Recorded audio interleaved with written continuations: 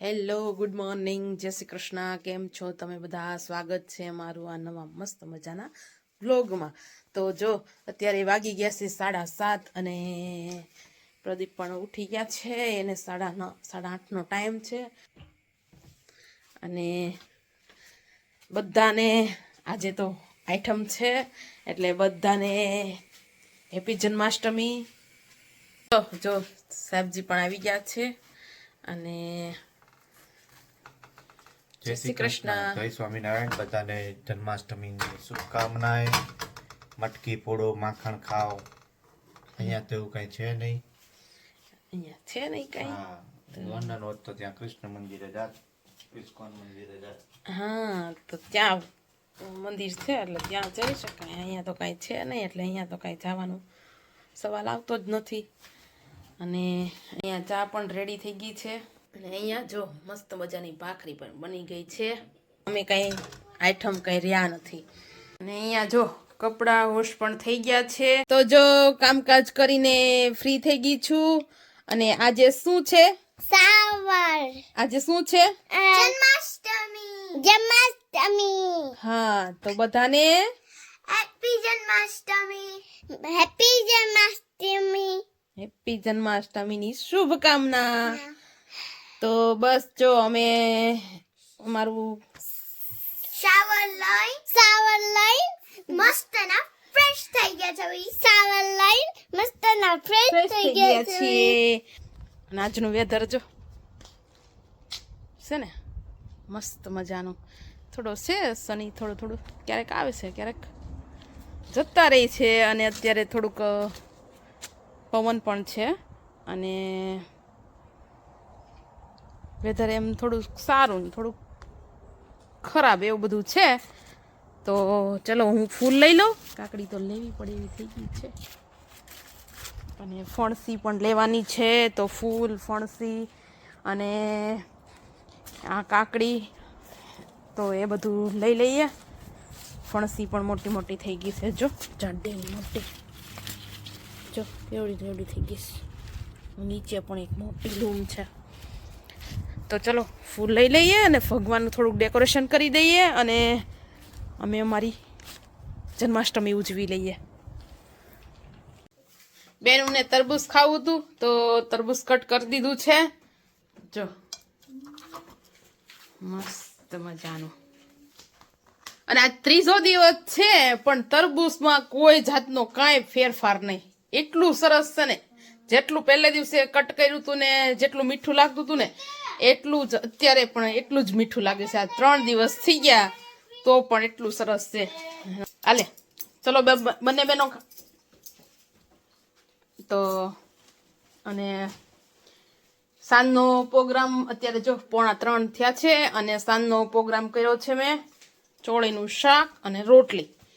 તો ચોળી પણ મેં બાફી દીધી છે જો.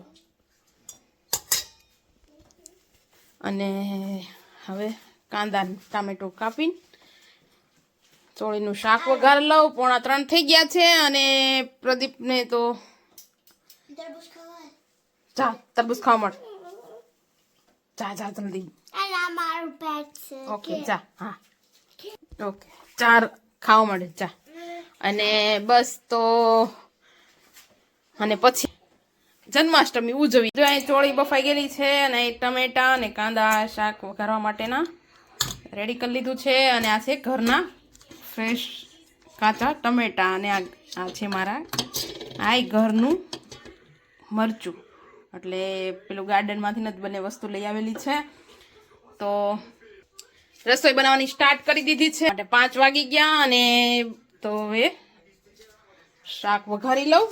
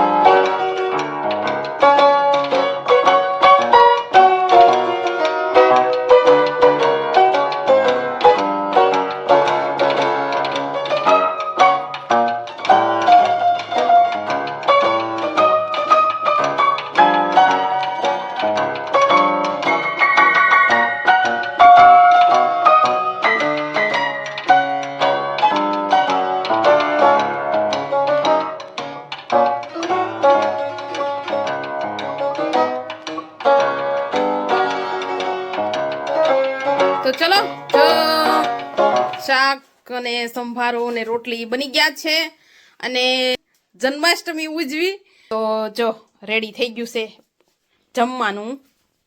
ચાલો જમવા ખાવા. જો આ છે સંભારો અને આ છે ચોળીનું શાક, આ છે મસ્ત મજાની રોટલી. તો આવી જાઓ, ચલો તમે લોકો પણ જમવા. અને વિડીયોનું અહીંયા એન્ડ કરું છું. તો મળીએ નવા બ્લોગ સાથે. Good night, bye bye and take care.